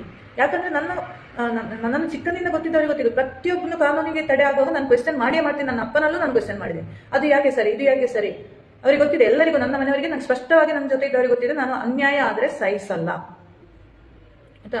ಸೊ ಸೌಜನ್ಯ ಪ್ರಕರಣ, ವೇದವ್ಯಾಸಕ ಮತ್ತು ಇದಕ್ಕೆ ಎರಡು ಏನು ಸಂಬಂಧ? ನಾನು ಆ ಶಾಸಕನ ನನಗೆ ಕೇಳಿದ್ದೇನೆ, ನಾನು ಲಾಸ್ಟ್ ವಿಡಿಯೋದಲ್ಲಿ ಹೇಳ್ತೀನಿ, ಸೌಜನ್ಯ ಕೊಲೆ ಆದಾಗ ನೀನು ಸತ್ತಿದ್ಯಾ, ಮೊನ್ನೆ ಇಷ್ಟೆಲ್ಲ ಪ್ರತಿಭಟನೆ ಆಗ್ತಿದೆ, ನೀನು ಸತ್ತೋಗಿದ್ಯಾ? ಯಾರು? ನಾನು ನೀನು ಹೇಳ್ತೀನಿ ಆ ವೇದವ್ಯಾಸಕ ಮತ್ತನಿಗೆ, ಡಾಕ್ಟರ್ ಭರತ್ ಶೆಟ್ಟಿ ಅಂತ. ಯಾವ ಕರ್ಮದವ ಇವನಿಗೆ ಡಾಕ್ಟರೇಟ್ ಕೊಟ್ಟಿದ್ದಾನೆ ಅಂತ ಗೊತ್ತಿಲ್ಲ ನನಗೆ. ಏನಕ್ಕೆ ಕೊಟ್ಟಿದ್ದಾನೆ, ಯಾಕೆ ಡಾಕ್ಟರೇಟ್ ಬಂದಿದೆ ಅವನಿಗೆ ಅಂತ ಕಾಮನ್ ಸೆನ್ಸ್ ಇಲ್ವಾ ಅವನಿಗೆ? ಸಣ್ಣ ಮಕ್ಕಳ ಸ್ಕೂಲಲ್ಲಿರುವ ಮಕ್ಕಳಿಗೆ ನಾನು ಹೇಳ್ತಾ ಇರೋದು, ಪೋಷಕರಿಗೆ, ನಿಮ್ಗೆ ಕಾಲೇಜಿಗೆ ಜಾಯಿನ್ ಮಾಡಿಸುವಾಗ ನಿಮ್ಗೆ ಗೊತ್ತಿರಲಿಲ್ವಾ ಅದು ಕ್ರಿಶ್ಚಿಯನ್ ಸಂಸ್ಥೆ ಅಂತ? ಒಂದು ಸಂಸ್ಥೆ ಮ್ಯಾನೇಜ್ಮೆಂಟ್ ಇಲ್ವಾ? ಅಲ್ಲಿಗೆ ರೂಲ್ಸ್ ಅಂಡ್ ರೆಗ್ಯುಲೇಷನ್ಗೆ ನೀವು ಬದ್ಧರಾಗಬೇಕು. ಮ್ಯಾನೇಜ್ಮೆಂಟ್ ಅಲ್ಲಿ ಏನಾದರೂ ನಿಮ್ಗೆ ಇಶ್ಯೂ ಆದರೆ ಫಸ್ಟಿಗೆ ರಿಪೋರ್ಟ್ ಮಾಡಬೇಕಂತ ಅಲ್ಲಿಗೆ ಹೆಡ್ ಮಿಸ್ಸಸ್ಗೆ. ಅದು ಬಿಟ್ಟು ವೇದವ್ಯಾಸ ಕಾಮತ್ರಿಗೆ, ಶರಣ್ ಪಂಪಲ್ಗೆ, ಭರತ್ ಶೆಟ್ಟಿಗರಿಗೆ ಕಾಲ್ ಮಾಡೋದಲ್ಲ. ಅಲ್ಲಿ ರಾಜಕೀಯ ಯಾಕೆ ತಂದ್ರೆ ನೀವು ಮಕ್ಕಳ ಕೈಯಲ್ಲಿ ಲೇಖನಿ ಹಿಡಿಬೇಕು. ಮಕ್ಕಳು 18 ವರ್ಷ ಆಗೋರಿಗೆ ಮಕ್ಕಳನ್ನು ರಾಜಕೀಯಕ್ಕೆ ತರುವಾಗಿಲ್ಲ, ಕಾನೂನು ವಿರುದ್ಧ ಅದು. 18 ವರ್ಷ ಮೇಲೆ ಅವರ ಚಾಯ್ಸ್. ಇದಕ್ಕೆ ಕೇರಳದಲ್ಲಿ ಈಗ ನಮಗೆ 10th ಆದ್ಮೇಲೆ +2 ಅಂತ ಮಾಡಿದ್ದಾರೆ. PUC ನಾನು ಎಡನೀರು ಸ್ವಾಮಿಗಳ ಒಂದು ಕಾಲೇಜಲ್ಲೇ ಓದಿರೋದು, ಅಲ್ಲಿ ರಾಜಕೀಯ ಇಲ್ಲ, ಪೊಲಿಟಿಕ್ಸ್ ಇಲ್ಲ. 17 ವರ್ಷ ಆಗುವವರೆಗೆ ನಮಗೆ ರಾಜಕೀಯ ಅಲ್ಲಿ ಆಸ್ಪದ ಇಲ್ಲ, ಸ್ಕೂಲ್ ಎಜುಕೇಶನ್ ಸಿಗುತ್ತೆ ಕೇರಳದಲ್ಲಿ. ಅದಕ್ಕೇನೆ ಕೇರಳ ಗವರ್ಮೆಂಟ್ ಹಾಗೆ ಮಾಡಿದೆ. ಕಾಲೇಜಲ್ಲಿ ಇರುತ್ತೆ, ಪಾರ್ಟಿಗಳು, ರಾಜಕೀಯ ಪಕ್ಷಗಳಲ್ಲೇ ಇರುತ್ತೆ. ಅದು 18 ವರ್ಷ ಆದ ನಂತರ 17 ಮಕ್ಕಳಿಗೆ ಬುದ್ಧಿ ಬರುತ್ತೆ. ಅವಾಗ ಅವರವರ ಇಷ್ಟ ಪಕ್ಷಕ್ಕೆ ಸೇರ್ತಾರೆ, ರಾಜಕೀಯ ಬೇಕಾದ್ರೆ ರಾಜಕೀಯ ಸೇರ್ತಾರೆ, ರಾಜಕೀಯಕ್ಕೆ ಹೋಗ್ಬೇಕಾದವರು ಪೊಲಿಟಿಕಲ್ ಸೈನ್ಸ್ ತಗೋತಾರೆ. ಇದೆಲ್ಲ ಶಿಕ್ಷಣ ಇದರಲ್ಲೇ ಇದೆ ನಮಗೆ ರಾಜಕೀಯಕ್ಕೆ ಹೋಗೋದು. ಆದ್ರೆ ಆ ಮಕ್ಕಳ ಕೈಯಲ್ಲಿ ಯಾಕೆ ಆ ಶಾಲೆಗೆ, ಶಿಕ್ಷಣ ಸಂಸ್ಥೆ ಜ್ಞಾನ ದೇಗುಲ ಅಂತಾರೆ. ಅಲ್ಲಿ ಹಿಂದೂ ಇರಲಿ ಮುಸಲ್ಮಾನ್ ಇರಲಿ, ಅಧ್ಯಾಪಕ ಗುರು ಎಂಬವನು ಗುರುವೇ. ಅವನಿಗೆ ಆ ಮಕ್ಕಳು ಗುರುಗಳಿಗೆ ಕ್ವೆಶ್ಚನ್ ಮಾಡ್ತಾ ಇದ್ದಾರೆ. ಆ ಮಕ್ಕಳು ಹೇಳಿ ಗುರುಗಳಿಗೆ ಅಣಕಿಸ್ತಾ ಇದ್ದಾರೆ, ನಾನು ಬಳೆ ಹಾಕೊಂಡು ಬಂದಿದ್ದೀನಿ, ನಾನು ಹೂ ಮಾಡ್ಕೊಂಡು ಬಂದಿದ್ದೀನಿ ಅಂತ. ಒಂದು ಶಿಕ್ಷಣ ಕಲಿಸುವ ಗುರುವಿಗೆ ಎಷ್ಟು ಅವಮಾನ ಆಗಿರ್ಬೇಕು. ಗುರುನಿಂದನೆ ಎಂಬುದು ಶಾಪ. ಫಸ್ಟಿಗೆ ಮಾತೃದೇವೋಭವ ಅಂತ ಹೇಳ್ತಾರೆ, ಅಮ್ಮನೇ ದೇವರು, ಪಿತೃದೇವೋಭವ, ಅಪ್ಪನೇ ದೇವರು, ನೆಕ್ಸ್ಟ್ ಗುರುದೇವೋಭವ ಅಂತ ಹೇಳ್ತಾರೆ. ಗುರುಗಳೆಂದ್ರೆ ದೇವರ ಸ್ಥಾನದಲ್ಲಿ ಬರ್ತಾರೆ. ಕಲಿಸಿದ ಗುರುಗಳು, ಈ 3 ಗುರುಗಳನ್ನ ನಾವು ಕಣ್ಣಾರೆ ನೋಡೋ ದೇವರು ಇವರು. ಅವನು ಎಂಥವನೇ ಆಗಿರ್ಲಿ. ಈಗ ಪೋಷಕರಿಗೆ ಹೇಳ್ಬೋದಿತ್ತಲ್ಲ, ಹೆಡ್ ಮಿಸ್ಸಸ್ಗೆ ಹೋಗಿ, ಇವರು ಯಾಕೆ ರಾಜಕೀಯ ಪಕ್ಷವನ್ನು ತಂದ್ರು? ಅಲ್ಲಿ ಈಗ ಗಲಾಟೆ ಆಗ್ತಾ ಇದೆ. ಇದು ಇವರದ್ದು ಗಿಮಿಕು, ಚುನಾವಣಾ ಗಿಮಿಕು. ನಾನು ಪಕ್ಷ ವಿರುದ್ಧವಾಗಿ ಮಾತಾಡ್ತಾ ಇಲ್ಲ. ಇದು ಈ ಹಿಂದೆ ಬಿಜೆಪಿ ಅವರು ಮಾಡಿದ್ದು ಇದನ್ನೇ. ಯಾಕಂದ್ರೆ ಲಾಸ್ಟ್ ಟೈಮ್ ಇಲೆಕ್ಷನ್ ಬರುವಾಗ ಹಿಜಾಬ್ ಮತ್ತು ಇದ್ರ ಶಾಲಿನ ವ್ಯವಸ್ಥೆ ತಂದ್ರು. ಈ ಸಲ ಅದು ನಡೀಲಿಲ್ಲ. ಸೊ ಇದು ಪರ್ಪಸ್ಫುಲಿ ಮಾಡಿಸಿದ್ದು ಅಂತ ನನಗೆ ಅನಿಸ್ತಾ ಇದೆ. 10 ವರ್ಷದಿಂದ ಅಧ್ಯಾಪಕ ಅದೇ ಪಾಠವನ್ನು ಹೇಳ್ತಾ ಇದ್ದಾರೆ. ಆವಾಗ ಇವರಿಗೆ ಕಂಪ್ಲೇಂಟ್ ಇರಲಿಲ್ವಾ? ಏನಾದ್ರೂ ಒಂದು ಗಲಾಟೆ ಮಾಡ್ತಾ ಇರಬೇಕು. ನಾನು ಹೇಳ್ತಾ ಇದ್ದೀನಿ, ಕ್ರಿಶ್ಚಿಯನ್ ಆದ ಕಾರಣ ಅಲ್ಲಿ ಸ್ವಲ್ಪ ಶಾಂತವಾಗಿದ್ದಾರೆ. ಅಲ್ಲಿ ಎಲ್ಲಿಯಾದ್ರೂ ಮುಸ್ಲಿಂ ಸಂಸ್ಥೆ ಆಗ್ತಿದ್ರೆ ಇಲ್ಲಿ ಈಗ ರಕ್ತಪಾತನೆ ಆಗ್ತಿತ್ತು. ಕೋಮು ಗಲಭೆ ದಯವಿಟ್ಟು ಸೃಷ್ಟಿ ಮಾಡಬೇಡಿ. ನಮ್ಮ ಭಾರತದಲ್ಲಿ ಹಿಂದೂ, ಮುಸ್ಲಿಂ, ಕ್ರಿಶ್ಚಿಯನರಿಗೆ ಒಂದೇ ತರ ಬಾಳುವ ಹಕ್ಕಿದೆ ಸಂವಿಧಾನದಲ್ಲಿ. ನಮ್ದು ಸಂವಿಧಾನ, ರಿಪಬ್ಲಿಕ್ ಆಫ್ ಇಂಡಿಯಾ, ಪ್ರತಿಯೊಬ್ಬನಿಗೂ ಮಾತಾಡುವ ಹಕ್ಕಿದೆ. ಆದರೆ ಅದಕ್ಕೊಂದು ವ್ಯವಸ್ಥೆ ಅಂತ ಇದೆ. ಸ್ಟೆಪ್ ಬೈ ಸ್ಟೆಪ್ ಹೇಗೆ ಕಂಪ್ಲೇಂಟ್ ಕೊಡಬೇಕು, ರಾಜಕೀಯ ಪಕ್ಷವನ್ನು ಯಾಕೆ ತಂದ್ರೆ ಅಂತ ನಾನು ಪೋಷಕರಿಗೆ ಕೇಳಿದ್ರು, ಆ ಮಕ್ಕಳಿಗೆ ಹೇಳ್ತಾ ಇದ್ದು. ಮೊನ್ನೆ ಒಂದು ವಿಡಿಯೋ ನೋಡ್ತಾ ಇದ್ದೀನಿ, ಪತ್ರಕರ್ತ ಹೇಳಿಕೊಡ್ತಾ ಇದ್ದಾನೆ ಮಕ್ಕಳಿಗೆ ಹೇಗೆ ಕೂಗಾಡಬೇಕು ಅಂತ. ನಾಳೆ ಚೈತ್ರ ಕುಂದಾಪುರನಂತ ವಿಷಯದಲ್ಲಿ ನಿಮ್ಗೆ ಗೊತ್ತಿರಬಹುದಾಗಿದ್ದು, ಇವರು ಬಿಜೆಪಿಗೆ ಸೇರಿ ಈ ತರ ಮಾತಾಡ್ತಾರೆ. ಲಾಸ್ಟ್ಗೆ ಅವರಿಗೆ ಜೈಲಿಗೆ ಹಾಕುವಾಗ ಒಳಗೆ ಹೋಗುವಾಗ ಯಾರು ಇರಲ್ಲ, ಎಲ್ಲಾ ಪಕ್ಷದ ನಾಯಕರು ಕೈ ಬಿಡ್ತಾರೆ. ನೆನ್ಪಿಟ್ಕೊಳ್ಳಿ, ನಿಮ್ಮ ಮಕ್ಕಳನ್ನು ರಾಜಕೀಯಕ್ಕೆ ಸ್ವಲ್ಪ ಒಂದು ಹದ್ದುಗಣ್ಣಿರಲಿ ಅಂತ ನಾನು ಹೇಳ್ತಾ ಇದ್ದೀನಿ ನಿಮ್ಗೆ. ಒಮ್ಮೆ ರಾಜಕೀಯಕ್ಕೆ ಹೋದ್ರೆ ಅಲ್ಲಿ ಹರೀಶ್ ಪೂಂಜನು ಮಾಡಿದ್ದು ಅಷ್ಟೇ, ಯುವಕರನ್ನ ಬಳಸ್ಕೊಂಡು ತನ್ನ ಪಕ್ಷವನ್ನ ಕಟ್ಕೊಂಡು ಹೋದ ಬಲಿಯಾದವರು ಬಡ ಯುವಕರು, ಬಡ ಫ್ಯಾಮಿಲಿಯ ಯುವಕರು. ಪ್ರವೀಣ್, ಕೊಲೆಯಾದ ಪ್ರವೀಣ್, ತುಂಬಾ ಇದೆ. ಎಷ್ಟು ಉದಾಹರಣೆಗಳು ಬೇಕು ನಿಮಗೆ ಬಿಜೆಪಿ ಹಿಂದೂ ಮುಸ್ಲಿಂ ಗಲಾಟೆಯಲ್ಲಿ ಬಲಿಪಶುವಾದವರು. ಇದಕ್ಕೆಲ್ಲ ಕಾರಣ ಹರೀಶ್ ಪೂಂಜಾ, ವೇದವ್ಯಾಸ ಕಾಮತ್ರು, ಭರತ್ ಶೆಟ್ಟಿಗಳು, ಬಿಜೆಪಿಯ ಹಿಂದೂಗಳು ಅಂತಲೇ ಹೇಳ್ತೀನಿ ನಾನು. ನನ್ನ ಮೇಲೆ ಎಷ್ಟು ಕಮೆಂಟ್ ಇದ್ರು ಇದಕ್ಕೆ ಹಾಕ್ಬೇಕು ನೀವು, ಎಷ್ಟು ವೈರಲ್ ಮಾಡ್ತೀರೋ ಮಾಡಿ. ಬಿಜೆಪಿಯ ಹಿಂದೂಗಳು ನಾನು ಹೇಳ್ತಾ ಇದ್ದೀನಿ. ಒಂದು ಸಮಾಜದ ಒಂದು ಸಮಾಧಾನವನ್ನು ಕೆಡಿಸಿದವರು ಬಿಜೆಪಿಯ ಹಿಂದೂಗಳು. ರಾಜಕೀಯ ಮಾತಾಡಬೇಡಿ ಅಂತ ಹೇಳ್ತಾರೆ, ನಾನು ಮಾತಾಡ್ತೀನಿ. ನನ್ನ ಫೇಸ್ಬುಕ್ ವಾಲು, ನನ್ನ ಪೋಸ್ಟ್ ನಾನು ಹೇಳಿದ್ದೀನಿ. ಮೋದಿ ಭಕ್ತರಿಗೆ ನನ್ನ ಪೋಸ್ಟ್ ಇಷ್ಟ ಆಗಲ್ಲ, ದಯವಿಟ್ಟು ಹೋಗಿ. ಬಿಜೆಪಿ ಅವರಿಗೆ ನನ್ನ ಪೋಸ್ಟ್ ಇಷ್ಟ ಆಗಲ್ಲ, ಹೋಗಿ ಅಂತ ಹೇಳಿದ್ದೀನಿ. ಯಾಕಂದ್ರೆ ನಾನು ಇದು ಯಾವುದಕ್ಕೂ ನಾನು ಫ್ರೆಂಡ್ ರಿಕ್ವೆಸ್ಟ್ ಕಳಿಸಿದಲ್ಲ, ನಾನು ಕಳಿಸಿಲ್ಲ. ಅವರಾಗಿ ಎಲ್ಲ ನನ್ನ ಸಾಮಾಜಿಕ ಜಾಲತಾಣದಲ್ಲಿ ಫ್ರೆಂಡ್ ಆಗಿರೋರು, ಆಯ್ತಾ. ಇರುವವರು ಇರಿ, ಇಲ್ಲದವರು ಅನ್ಫ್ರೆಂಡ್ ಮಾಡಿ ಹೋಗಿ. ಆಗದಿದ್ರೆ ಬ್ಲಾಕ್ ಮಾಡಿ. ನಿಮ್ಗೆ ನನ್ನ ವಿಡಿಯೋಸ್ ಎಲ್ಲಿಯಾದ್ರೂ ಸಿಗ್ತಿದ್ರೆ ಅಂತ ಹೇಳಿದ್ರೆ ರಿಪೋರ್ಟ್ ಮಾಡಿ. ನಿಮ್ಗೆ ಯಾರು, ನಾನು ನನ್ನ ಫೇಸ್ಬುಕ್ ಅಲ್ಲಿ ಇರಿ, ಫ್ರೆಂಡ್ಸ್ ಬರ್ತಾರೆ, ನನಗೆ ಬೇಡ, ನನಗೆ 100 ಜನ ಇದ್ರು ಸಾಕು. ನನ್ನ ವಿಚಾರವನ್ನು ನಾನು ಹಂಚ್ಕೊಳ್ತೀನಿ. ಸೌಜನ್ಯ ವಿಚಾರದಲ್ಲಿ ನಿಮ್ಮ ಮೇಲೆ ರೆಸ್ಪೆಕ್ಟ್ ಇತ್ತು, ನೀವು ರಾಜಕೀಯ ಮಾತಾಡಿದ್ರೆ ನನ್ನ ಮೇಲೆ ರೆಸ್ಪೆಕ್ಟ್ ಬೇಡ. ನಾನು ರೆಸ್ಪೆಕ್ಟ್ ಎಕ್ಸ್ಪೆಕ್ಟ್ ಮಾಡಿಲ್ಲ ನಿಮ್ಮಿಂದ. I never expected any respect from Facebook friends. ನನಗೊಂದು ಸೊಸೈಟಿಯಲ್ಲಿ ರೆಸ್ಪೆಕ್ಟ್ ಇದೆ ಸಾಕು. ನನ್ನ ಆತ್ಮಸಾಕ್ಷಿಗೆ ನಾನು ಸರಿಯಾಗಿ ಮಾಡ್ತಾ ಇದ್ದೀನಿ ಸಾಕು. ನಾನು ಮಾತು ಎತ್ತೇ ಎತ್ತೀನಿ. ಭಾರತದ ಒಂದು ಪ್ರಜೆಯಾಗಿ ನಾನು ಮಾತು ಎತ್ತೇ ಎತ್ತೀನಿ. ದಯವಿಟ್ಟು ರಾಜಕೀಯ ಮತ್ತು ಶಿಕ್ಷಣ ಮಿಕ್ಸ್ ಮಾಡಬೇಡಿ, ಇದು ಒಳ್ಳೆಯದಲ್ಲ. ಇಲ್ಲಿ ತುಂಬಾ ಹಿಂದೂಗಳು ವಾಚ್ ಮಾಡ್ತಾ ಇದ್ದಾರೆ, ಇವರೆಲ್ಲ ಬಿಜೆಪಿ ಕಾರ್ಯಕರ್ತರು. ನನಗೆ ಅವತ್ತು ನಾನು ಒಬ್ಬನಿಗೆ ನಂಬರ್ ಕೊಟ್ಟಿದ್ದೆ. ಈ ಪುಣ್ಯಾತ್ಮ ಏನ್ ಮಾಡಿದ್ದಾನೆ, ಒಂದು 10 ಹಲವಾರು ಬಾಗಲಕೋಟೆ ಅಲ್ಲಿ ಇಲ್ಲಿಂದ 10 ಹಲವಾರು ಮೋದಿ ಗ್ರೂಪ್ಗಳಲ್ಲಿ ನನ್ನ ನಂಬರನ್ನು ಶೇರ್ ಮಾಡಿದ್ದಾನೆ. ಆ ಮೆಸೇಜ್ ನಮಗೆ ಒಬ್ರು ಸಂಬಂಧಿಕರವರೇ ಕಳಿಸಿದ್ರು, ನೋಡಿ ನಿಮ್ಮನ್ನು ಈ ತರ ಪೋಸ್ಟ್ ಮಾಡ್ತೀನಿ ಹಾಕ್ಲಿ ಅಂತ ನಾನು ನಕ್ಕು ಬಿಟ್ಟೆ. ಅವತ್ತಿನಿಂದ ಶುರುವಾಯ್ತು ನನಗೆ ಕಾಲ್ ಬರಕ್ಕೆ. ಮಿಡ್ ನೈಟ್ ಅಂತ ಇಲ್ಲ, ಸಂಜೆ ಅಂತಿಲ್ಲ, ರಾತ್ರಿ ಅಂತಿಲ್ಲ, ಕುಡ್ದು ಅಂತಿಲ್ಲ, ಕುಡುಕರು ಅಂತಿಲ್ಲ. ನಾನು ಕೇಳ್ತಾ ಇರೋದು ಹಿಂದೂಗಳೆಲ್ಲ ಇಂಥವ್ರ ಅಂತ. ಒಂದು ಹೆಣ್ಣು ಮಗಳದ ಫೋಟೋ, ಒಂದು ನನ್ನ DP ಫೋಟೋ ತೆಗೆದು ಹಾಕಿದ್ದಾರೆ ವಾಟ್ಸಪ್ಪಿನಿಂದ. ನನ್ನ ನಂಬರ್ ಸೇವ್ ಮಾಡ್ಕೊಂಡು ವಾಟ್ಸಪ್ DP ತೆಗೆದು ಹಾಕಿದ್ದಾನೆ. ಒಂದು ಒಳ್ಳೆ ಫೋಟೋ ಮತ್ತು ನಂಬರ್ ಹಾಕಿ, ಇವಳು ಮೋದಿ ವಿರೋಧಿ, ಇವನು ರಾಮನಿಗೆ ಬೈತಾನೆ. ತುಂಬಾ ಈ ತರ ನನಗೆ ಪೋಸ್ಟ್ಗಳು ನಿಮಗೆ ನಾನು ಕೆಲವರಿಗೆ ರೆಸ್ಪಾಂಡ್ ಮಾಡಿಲ್ಲ. ಮಂಗಳೂರಿಂದ ಕೆಲವೊಂದು ನಮ್ಮ ಶಾಸಕರಾದ ಅಂತೀನಿ ಅಂದ್ರೆ ಅಂತೀನಿ, ಕೆಟ್ಟ ಶಬ್ದದಿಂದಲೇ ಬೈತೀನಿ ಅಂತ ಹೇಳಿ. ಅವನು ಮಾಡಿದ್ದು ಕೆಟ್ಟ ಶಬ್ದ, ಕೆಟ್ಟ ಪ್ರವೃತ್ತಿನೇ ಅಂತ ಹೇಳಿದೆ. ಈಗಲೂ ಹೇಳ್ತಾನೆ, ವೇದವ್ಯಾಸ್ ಕಾಮತ್ ಮತ್ತು ಭರತ್ ಶೆಟ್ಟಿ ಮತ್ತು ಯಾರೆಲ್ಲ ಅದರಲ್ಲಿ ಇನ್ವಾಲ್ವ್ ಆಗಿದ್ದಾರೆ. ನಿನ್ನೆ ಅಲ್ಲಿ RSS ನ ಗಲಾಟೆ, ನಮ್ಮ ಕುಟ್ಲದಲ್ಲಿ ಪ್ರದರ್ಶನವಾದ ಅವರ ಒಂದು ನಾಟಕ ಎಲ್ಲ ಇದು ಚುನಾವಣೆಗೋಸ್ಕರ ಬಕೆಟ್ ಹಿಡಿಯೋದು ಇವರು, ಆಯ್ತಾ. ಜನ ಉತ್ತರಿಸ್ತಾರೆ, ನಾನು ಉತ್ತರಿಸಲ್ಲ. ಕರ್ನಾಟಕದ ಜನ, ದಕ್ಷಿಣ ಕನ್ನಡದ ಜನ ಬುದ್ಧಿವಂತರಾದ್ರೆ ಅವರು ಈ ಸಲ ಸ್ವಲ್ಪ ಆಲೋಚನೆ ಮಾಡಿ ಓಟ್ ಹಾಕ್ತಾರೆ. ಯಾಕಂದ್ರೆ ನಮ್ಮದು ಒಂದು ಪಕ್ಷ, ರಾಜಕೀಯ ಪಕ್ಷ. ನನ್ನಲ್ಲೇ ತುಂಬಾ ಜನ ಕಾಲ್ ಮಾಡಿ ಹೇಳಿದ್ರೆ, ಮೊದಲು ನಾನು ಬಿಜೆಪಿಯಲ್ಲಿದ್ದೆ, ನಾನು ಬಿಜೆಪಿ ಇವಾಗ ಸಪೋರ್ಟ್ ಮಾಡಲ್ಲ. ಯಾಕಂದ್ರೆ ಇವರದ್ದು ಉದ್ದೇಶನೇ ಬೇರೆ. ಅವರು ನಮ್ಮ ಹೆಣ್ಣು ಮಕ್ಕಳಿಗೆ ಸಪೋರ್ಟ್ ಮಾಡ್ತಾ ಇಲ್ಲ. ನಾನು ಕೇಳ್ತಾ ಇರೋದು ನಮ್ಮ ರಾಜ್ಯದ ಮುಖ್ಯಮಂತ್ರಿಗಳು, ಇನ್ನು ಬಿಜೆಪಿಗೆ ವಿರುದ್ಧ ಕೇಳ್ತಾ ಇದ್ದೀನಿ. ಸಿದ್ದರಾಮಯ್ಯನವರು ಒಂದೇ ಒಂದು ಹಾರಿಕೆ ಉತ್ತರ ಕೊಟ್ಟರು, ನಮ್ಮ ಕೈಯಲ್ಲಿ ಇಲ್ಲ, case closed, Parameshwara chapter close, ಇನ್ನು ಓಪನ್ ಮಾಡೋಕ್ಕಾಗಲ್ಲ. ಅದು ಯಾಕೆ ಆಗಲ್ಲ? ಸಂವಿಧಾನದಲ್ಲಿ ಅದಕ್ಕೆ ಹಾಕಿದೆ. ಇಷ್ಟೆಲ್ಲ ಕೋಟ್ಯಾಂತರ ಜನರು ಕ್ವೆಶ್ಚನ್ ಮಾಡ್ತಾ ಇದ್ದಾರೆ ಅಂದ್ರೆ ಸೌಜನ್ಯನ ಪ್ರಕರಣ ಓಪನ್ ಆಗಲೇಬೇಕು, ಮಾಡಿಯೇ ಮಾಡಬೇಕು. ಅದಕ್ಕೆ ಎಕ್ವಿಟಲ್ ಕಮಿಟಿ ರಚನೆ ಆಗಿದೆ. ಇಲ್ಲಿ ಏನಿದೆ ಅಂದ್ರೆ ತನಿಖಾ ಅಧಿಕಾರಿಗಳು, ತನಿಖೆಯಲ್ಲೇ ಲೋಪದೋಷ ಆಗಿದೆ, ಎಲ್ಲರಿಗೂ ಗೊತ್ತಿರೋ ವಿಚಾರ, ಅದನ್ನು ಕ್ವೆಶ್ಚನ್ ಮಾಡಬೇಕು ಅಂತ ಒಂದು ಬಂದಿದೆ. ಸೊ ಅದು ಇರಲಿ, ಅವರ ಮನೆಯವರು ಮುಂದುವರಿತಾರೆ ಕಾನೂನು ಪರ. ನನಗೆ ಹೆಚ್ಚು ಮಾತಾಡುವಾಗಿಲ್ಲ, ಯಾಕಂದ್ರೆ ನಾವಷ್ಟು ತಿಳ್ಕೊಂಡವರು ಕಾನೂನಿನ ಬಗ್ಗೆ. ಬಟ್ ಸೌಜನ್ಯನಿಗೆ ನ್ಯಾಯ ಸಿಗುತ್ತೆ ಎಂಬುದು 100% ಇದೆ. ಅವನಿಗೆ ಶಿಕ್ಷೆ ಆಗುತ್ತೆ ಅಂತ ನಾನು ಹೇಳಲ್ಲ. ಯಾಕಂದ್ರೆ ಆ ಆರೋಪಿ ಅತ್ಯಾಚಾರಿ ಯಾರು ಅಂತ ನಿಮ್ಗೆ ಗೊತ್ತು, ಒಬ್ಬ ಪ್ರಭಾವಿ ವ್ಯಕ್ತಿಯ ಮಗ. ಅವನಿಗೆ ಅಲ್ಲಿ ಅವನ ದೊಡ್ಡಪ್ಪನ ಪೊಲಿಟಿಕಲ್ ಪವರ್ ಇದೆ, ಇನ್ನೊಂದು ಧರ್ಮಸ್ಥಳದ ಹುಂಡಿಯ ದುಡ್ಡು ಇದೆ, ಇನ್ನೊಂದು ರಾಜಕೀಯನೂ ಇದೆ. ಎಲ್ಲ ರಾಜಕೀಯ ಪೊಲಿಟಿಕಲ್ ಪವರ್ ಇಂದ ಎರಡು ಒಂದೇ. ರಾಜಕೀಯ ಮತ್ತು ಹಣದ ಪ್ರಭಾವದಿಂದ ಆರೋಪಿ ಇಲ್ಲಿ ಬಚಾವ್ ಆಗ್ತಾನೆ. ನಂಬರ್ 1 ಆರೋಪಿ. ಮತ್ತೆ 3 ಅವನಿಗೆ ಹೆಲ್ಪ್ ಮಾಡಿದವರು ಈ ವಿಷಯಕ್ಕೆ, ಇದಂತೂ ಸ್ಪಷ್ಟ. ಇದಕ್ಕೆ ಪೂರಕವಾದ ಎಲ್ಲಾ ಸಾಕ್ಷಿಗಳು ನನಗೆ ಇರೋದ್ರಿಂದಲೇ, ನನ್ನಲ್ಲಿ ಇರೋದ್ರಿಂದಲೇ ನಾನು ಸುಮ್ಮನೆ ಮಾತಾಡಲ್ಲ.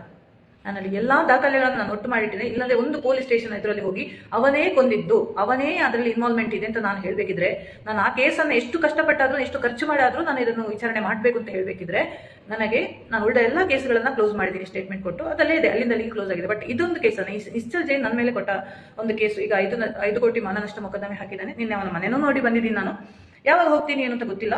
ಎಲ್ಲ ಡಿಪೆಂಡ್ ಆನ್ ದ ಪೊಲೀಸ್ ನಂಗೆ ಇದರಲ್ಲಿ ಹೇಗೆ ಸಹಕರಿಸ್ತಾರೆ, ಕಾನೂನು ನಂಗೆ ಹೇಗೆ ಸಹಕರಿಸ್ತಾರೆ. ಮತ್ತು ನೀವು ಅವರಿಗೆ ಸಪೋರ್ಟ್ ಮಾಡಕ್ ಹೋದ್ರೆ, ಈ ನಿಶ್ಚಲ್ ಜೈನ್ ಅಂಡ್ ವೀರೇಂದ್ರ ಹೆಗಡೆ ಫ್ಯಾಮಿಲಿಗೆ ಸಪೋರ್ಟ್ ಮಾಡ್ಲಿಕ್ಕೆ ಹೋದ್ರೆ, ಈ ವಿಷಯದಲ್ಲಿ ನನ್ನ ರಿಯಾಕ್ಷನ್ ಅಂತೂ ಉಗ್ರವಾಗಿರುತ್ತೆ. ನಾನು ಹೇಳಿದ್ದೀನಿ, ನಾನು ಸಾಧಾರಣ ಹೆಣ್ಣು ಅಲ್ಲ. ಬಾಯಿ ಮುಚ್ಕೊಂಡು ಹತ್ಕೊಂಡು ಹೋಗೋ ಹೆಣ್ಣಲ್ಲ. ಇಲ್ಲಿವರೆಗೆ ಧೈರ್ಯದಿಂದ ಬಂದಿದ್ದೀನಿ, ಇನ್ನೂ ಸಹ ಧೈರ್ಯದಿಂದಲೇ ಹೋರಾಡ್ತೀನಿ. ನಾನು ಕ್ವೆಶ್ಚನ್ ಮಾಡ್ತೀನಿ. I am an educated. ನನಗೆ ಎಜುಕೇಶನ್ ಇದೆ. ನನ್ನನ್ನು ಮಂಗ ಮಾಡಲಿಕ್ಕೆ ಸಾಧ್ಯ ಇಲ್ಲ, ಹೆದರಿಸಿ ಓಡಿಸೋಕೆ ಸಾಧ್ಯ ಇಲ್ಲ.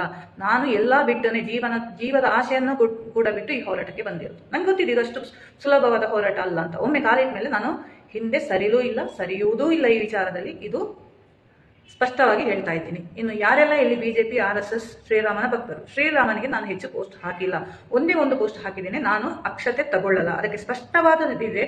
ಸೌಜನ್ಯ ಎಂಬ ಹೆಣ್ಣು ಮಗಳಿಗೆ ನ್ಯಾಯ ಕೊಡ್ಲಿಕ್ಕಾಗದ ಪ್ರಧಾನಿ ಮತ್ತು ಅವರ ಟೀಮ್ ಕಟ್ಟಿದ ಒಂದು ಮಂದಿರಕ್ಕೆ ನಾನು ಹೋಗಲ್ಲ. ಯಾವಾಗ ಹೋಗ್ತೀನಿ? ನಮ್ಮ ಸೌಜನ್ಯಗೆ ನ್ಯಾಯ ಸಿಕ್ಕಿದಾಗ. ದಯವಿಟ್ಟು ನನಗೆ ಅಕ್ಷತೆ, ಶ್ರೀರಾಮ ಅಂತ ಹೇಳ್ಕೊಂಡು ನನ್ನ ಹತ್ರ ಬರಬೇಡಿ. ದೇವರಿದ್ದಾನೆ ಮನಸ್ಸಿನಲ್ಲಿ, ಕರ್ಮದಲ್ಲಿ.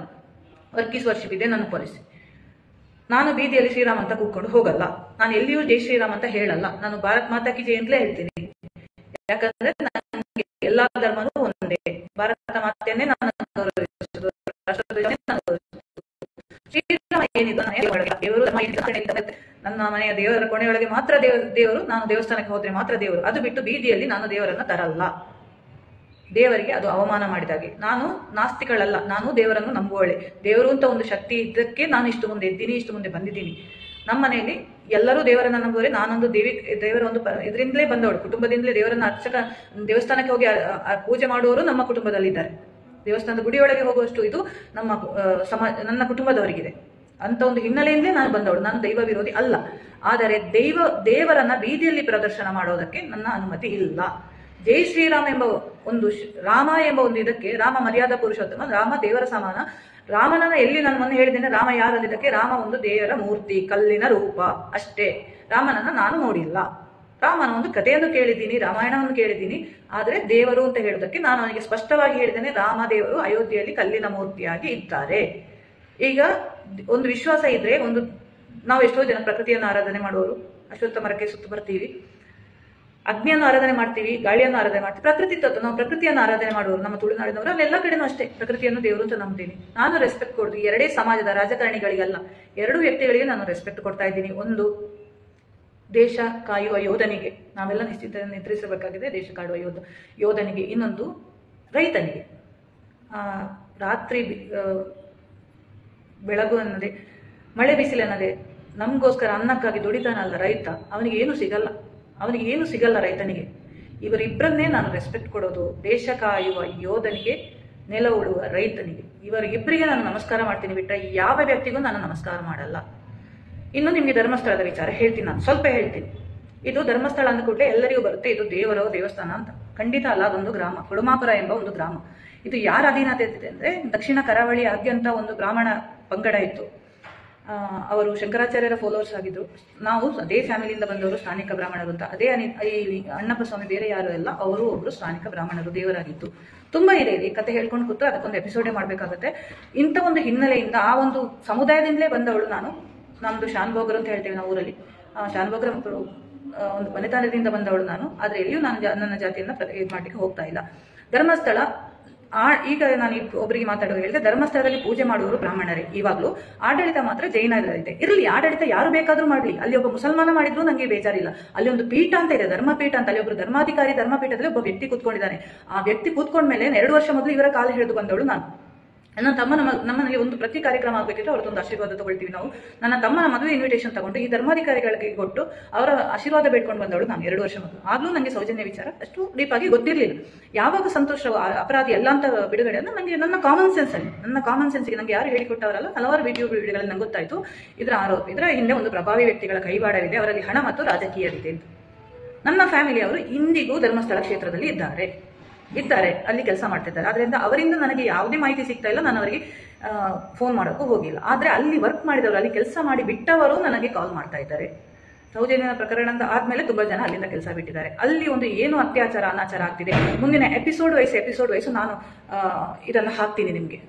ನಾನು ಅನ್ಕೊಂಡಿದ್ದೆ ಇಷ್ಟವರೆಗೆ ಈ ವೀರೇಂದ್ರ ಹೆಗ್ಡೆ ಅವರ ತಾಯಿಯವರು ಒಳ್ಳೆಯವರು ಅಂತ. ಮೊನ್ನೆ ಒಂದು ಪ್ರಕರಣ ಕೇಳ್ಪಟ್ಟೆ, ಈ ತಾಯಿ ಕೂಡ ಒಬ್ಬರನ್ನು ಕೆಲಸದಿಂದ ತೆಗೆದುಹಾಕಿದಾರಂತೆ, ಅವರಿಗೆ ನಮಸ್ಕಾರ ಮಾಡಿಲ್ಲ ಎಂಬ ವಿಚಾರಕ್ಕಾಗಿ. ನೋಡಿ ಎಷ್ಟು ದಬ್ಬಾಳಿಕೆ ಇದೆ ಅಂತ.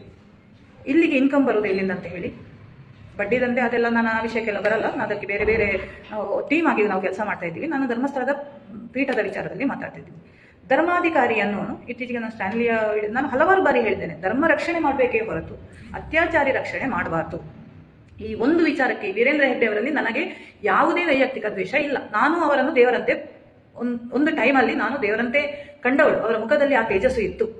ಆದರೆ ಇತ್ತೀಚೆಗೆ ಆದ ಬೆಳವಣಿಗೆ, ಸೌಜನ್ಯ ವಿಚಾರದಲ್ಲಿ ಅವರು ಹೇಳಿದ ಒಂದು ಮಾತು ನಾನು ಕೇಳಿದ್ದೀನಿ ಆ ವಿಡಿಯೋ, ನಿಮ್ಮಲ್ಲಿ ಅಷ್ಟು ಜನ ಇದ್ರೆ ನಮ್ಮಲ್ಲಿ ಇಷ್ಟು ಜನ ಇದ್ದಾರೆ, ನನ್ನ ಸಿಬ್ಬಂದಿಗಳು ಸೇರಿ 4,000ಕ್ಕಿಂತ ಹೆಚ್ಚು ಜನ ಇದ್ದಾರೆ, ನಾವು ಹೋರಾಟಕ್ಕೆ ಬರ್ತೀವಿ. ಇವರ ಉದ್ದೇಶ ಏನು?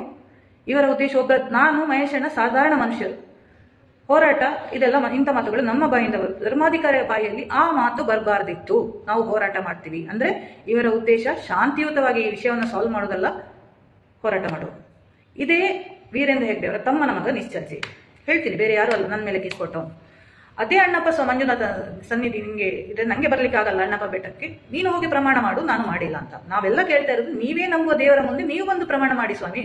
ನೀವು ನಮ್ಮ ದೇವರನ್ನ, ಹಿಂದೂ ದೇವರನ್ನ ಬಳಸಿಕೊಂಡು ಉದ್ಯಮ ಮಾಡಬೇಡಿ, ನೀವು ಅಲ್ಲಿ ಪ್ರಮಾಣ ಮಾಡಿ. ಪ್ರಮಾಣ ಹೇಗೆ ಮಾಡಬೇಕು? ಆ 3 ಕಳ್ಳರು ಬಂದು ಅಲ್ಲಿ ಅನಾಚಾರಕ್ಕೆ ನಾವಿಲ್ಲ ಹಾಗೆ ಅಲ್ಲ ಪ್ರಮಾಣ ಮಾಡು. ಆ ವ್ಯಕ್ತಿ, ಆ ಧರ್ಮಾಧಿಕಾರಿ ಅಷ್ಟು ಹಲವಾರು ಬಾರಿ ನಾವು ಸಮಾವೇಶಗಳಲ್ಲಿ ಹೇಳ್ತೀವಿ, ಅವ್ರು ನೇತ್ರಾವತಿಯಲ್ಲಿ ನಿಂತು ಚಂಡಿ ಒದ್ದೆ ಬಟ್ಟೆಯನ್ನು ಉಟ್ಕೊಂಡ್ ಬಂದು ಅಲ್ಲಿ ಅಣ್ಣಪ್ಪ ಸ್ವಾಮಿ ಬೆಟ್ಟದಲ್ಲಿ ನಿಲ್ಲಿ, ಆಯ್ತಾ? ನಾನು ನನ್ನ ತಮ್ಮನ ಮಗನ, ನನ್ನ ಕುಟುಂಬದವರು ಇದ್ರ ಪಾಲಿಲ್ಲ. ಯಾಕೆ ಮೌನವಾಗಿದ್ದಾರೆ? ಬಿಡಿ, ಕಾನತ್ತೂರಿಗೆ ಬನ್ನಿ, ನನ್ನ ಊರಿನ ಕ್ಷೇತ್ರ, ನಾನು ಹೋಗಿದ್ದೀನಿ ಕಾನತ್ತೂರಲ್ಲಿ, ದೇವರಲ್ಲಿ ಬೇಡ್ಕೊಂಡಿದ್ದೀನಿ, ಅಲ್ಲಿಗೆ ಬನ್ನಿ ನೀವು ಪ್ರಮಾಣ ಮಾಡಕ್ಕೆ, ದೇವರ ವಿಷಯವನ್ನು ನಂಬ್ತೀನಿ ಅಂತಿದೆ. ಇಲ್ಲಾಂದ್ರೆ ಸುಮ್ಮನೆ ಆ ಕಾನೂನು ಕೋರ್ಟಿಗೆ ದುಡ್ಡು ಎಸೆದ್ಬಿಟ್ಟು ಇದನ್ನ ಬನ್ನಿ ಒಂದು ಡಿಸ್ಕಷನ್ ಪ್ಯಾನಲ್ಗೆ, ಪ್ರೆಸ್ ಕ್ಲಬ್ ಮೀಟಿಂಗ್ ಏನು ಕರೀತೀರಿ ಬನ್ನಿ, ಮಹೇಶಣ್ಣ ಬರ್ತಾರೆ ನಮ್ಮ ಟೀಮಿಂದ, ನೀವು ಬನ್ನಿ, ಡಿಸ್ಕಷನ್ ಆಗಲಿ. ಇಷ್ಟೆಲ್ಲ ಪ್ರತಿಭಟನೆಗಳು, ಇಷ್ಟೆಲ್ಲ ಗಲಭೆಗಳು, ಇದು ಎಲ್ಲಿವರೆಗೆ ರೀಚ್ ಆಗ್ತದೆ ಅಂತ ನೋಡ್ಕೊಳ್ಳಿ ನೀವು. ಈಗ ಕಮ್ಯುನಿಸ್ಟರ ಎಂಟ್ರಿ ಆಗಿದೆ, ವಿಷ್ಣುಮೂರ್ತಿ ಭಟ್ರು ಮೊನ್ನೆ 2 ಸಮಾವೇಶದಲ್ಲಿ ನಮ್ಮ ಮುಂದೆ ಬಂದರು, ಇನ್ನು ಕಮ್ಯುನಿಸ್ಟರು ಬಂದರು, ಅವರು ಬಂದರು, ಇವರು ಬಂದರು, ಎಲ್ಲ ಪಕ್ಷ ಒಟ್ಟಾಗಿದೆ ಸೌಜನ್ಯ ಎಂಬ ಹೆಣ್ಣು ಮಗಳಿಗೋಸ್ಕರ. ಎಲ್ಲ ಪಕ್ಷಗಳು ಒಟ್ಟಾಗಿದೆ. ನೆನ್ಪಿಟ್ಕೊಳ್ಳಿ, ಉಪ್ಪಿನಂಗಡಿಯಲ್ಲಿ ಆದ ಒಂದು ಪ್ರತಿಭಟನೆ, ಅಲ್ಲಿ ಸೇರಿದ ಜನಸಾಗರ, ಮಟ್ಟಣ್ಣನವರು ಪ್ರತಿಯೊಂದನ್ನ ಸಾಕ್ಷಿ ಸಮೇತ ವಿಚಾರಣೆ ಮಾಡ್ತಿದ್ದ ವಿಷಯಗಳು, ಪ್ರತಿಯೊಬ್ಬರನ್ನ ತರ್ತೀವಿ. ಕಾನೂನು ನಮಗೆ ಅವಕಾಶ ಕೊಡ್ಲಿಕ್ಕಾದ್ರೆ ಬೆಳಗಿನಿಂದ ಸಂಜೆವರೆಗೆ ಒಂದು ಸಮಾವೇಶ ಆಗುತ್ತೆ, ಧರ್ಮಸ್ಥಳದಲ್ಲೇ ಆಗುತ್ತೆ. ಲಕ್ಷಾಂತರ ಜನ ಮೊನ್ನೆ ಕಾರ್ಯಕ್ರಮ ವೀಕ್ಷಿಸಿದ್ದಾರೆ. ಅಲ್ಲಿ ಪ್ರತಿಯೊಬ್ಬರ ಸಾಕ್ಷಿ ಇದ್ದು ದೊಡ್ಡ LCD ಸ್ಕ್ರೀನ್ ಅಲ್ಲಿ ಪ್ರದರ್ಶನ ಆಗುತ್ತೆ. ಜನರಿಗೆ ಗೊತ್ತಾಗುತ್ತೆ ಯಾರು ಕೊಂದಿದ್ದು ಅಂತ. ಮತ್ತೆ ನಿಮಗೆ ಬಿಟ್ಟಿದ್ದು, ನಾವು ಧರ್ಮಸ್ಥಳದ ದೇವರಿಗಾಗಲಿ ದೇವಸ್ಥಾನಕ್ಕಾಗಲಿ ಎದುರಲ್ಲ. ಇದು ಹಲವಾರು ಸಮಾವೇಶಗಳಲ್ಲಿ ಹೇಳಿದ್ದಾರೆ, ತುಂಬಾ ಜನ ಹೇಳಿದ್ದಾರೆ ನಿಮಗೆ, ಧರ್ಮಸ್ಥಳದ ದೇವರು ನಮ್ಮವರು. ಆದ್ರೆ ಅಲ್ಲಿ ಆ ಮೀಡಿಯೇಟರ್ಸ್ ಇದ್ದಾರಲ್ಲ, ಆಡಳಿತ ಮಾಡೋ ಜೈನ ಪಕ್ಷ, ಇದರಲ್ಲಿ ಒಳ್ಳೆಯವರು ಇದ್ದಾರೆ, ಕೆಟ್ಟವರು ಇದ್ದಾರೆ.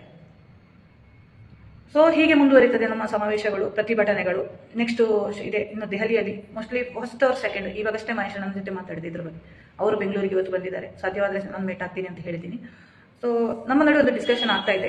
ಇನ್ನು ಮಂಡ್ಯದಲ್ಲಿ ಒಂದು, ಯಾಕಂದ್ರೆ ಮಂಡ್ಯದೊಬ್ಬರು ಮಹಿಳೆ ಸೌಮ್ಯ ಅಂತ ನನ್ನ ಫೇಸ್ಬುಕ್ ಫ್ರೆಂಡ್ ಅವರು ಮೊನ್ನೆ ನನ್ನ ಜೊತೆ ಕಾಸರಗೋಡಿಗೂ ಬಂದಿದ್ರು. ಅಲ್ಲಿ ಹೋಗಿ ನಮ್ಮಲ್ಲಿ ಪ್ರತಿಭಟನೆ ಆಗಬೇಕು ಅಂತ ಹೇಳಿದ್ರು. ನಾನು ಪೋಸ್ಟ್ ಹಾಕಿದೆ, ಬಹಳಷ್ಟು ಜನ ನನಗೆ ಇನ್ಬಾಕ್ಸ್ ಅಲ್ಲಿ ಮೆಸೇಜ್ ಮಾಡಿದ್ದಾರೆ, ಮಂಡ್ಯದಲ್ಲಿ ಪ್ರತಿಭಟನೆ ಆಗಬೇಕು ಅಂತ. ಖಂಡಿತ ಎಲ್ಲ ವ್ಯವಸ್ಥೆ ಮಾಡ್ತಾ ಇದ್ದೀವಿ. ಆದರೆ ಫಸ್ಟ್ ಪ್ರಿಫರೆನ್ಸ್ ನಮಗೆ ಡೆಲ್ಲಿದು ಮುಗ್ದ ಕೂಡಲೇ ನಾವು ಒಂದೊಂದು ಕಡೆ ಈ ಕಡೆ ಆಯೋಜನೆ ಮಾಡ್ತಾ ಬರ್ತೀವಿ. ಚಿಕ್ಕಮಗಳೂರಿಂದ ಒಂದು ನನಗೆ ಮೆಸೇಜ್ ಬಂದಿತ್ತು, ನಮ್ಮಲ್ಲಿ ಆಗಬೇಕು ಪ್ರತಿಭಟನೆ ಅಂತ. ಮಾಡೋಣ, ಪ್ರತಿಯೊಂದು ಕಡೆನೂ ಮಾಡೋಣ. ಅದಕ್ಕಿಂತ ಮೊದಲು ಕಾನೂನು ಇದು ಮೂವ್ ಆಗ್ತಾ ಇರೋದ್ರಿಂದ ನಾವು ಸ್ವಲ್ಪ ಸೈಲೆಂಟ್ ಆಗಿರ್ಬೇಕಾಗುತ್ತೆ.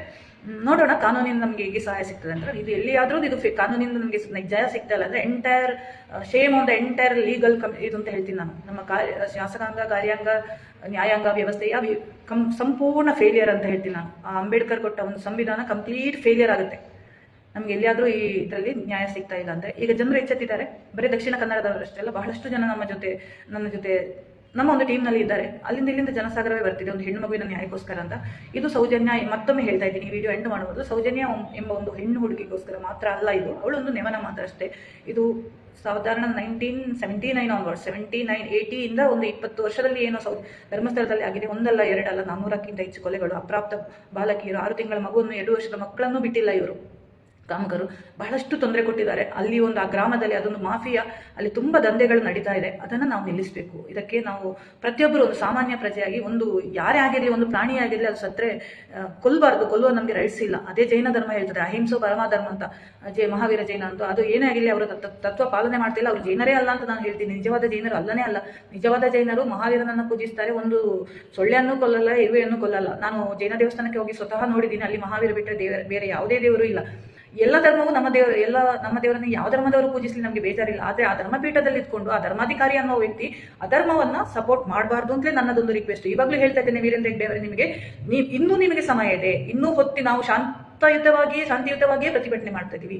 ಇನ್ನೂ ನಿಮಗೆ ಇದಕ್ಕೊಂದು ತಾರ್ಕಿಕ ಅಂತ್ಯ ಮಾಡಬಹುದು.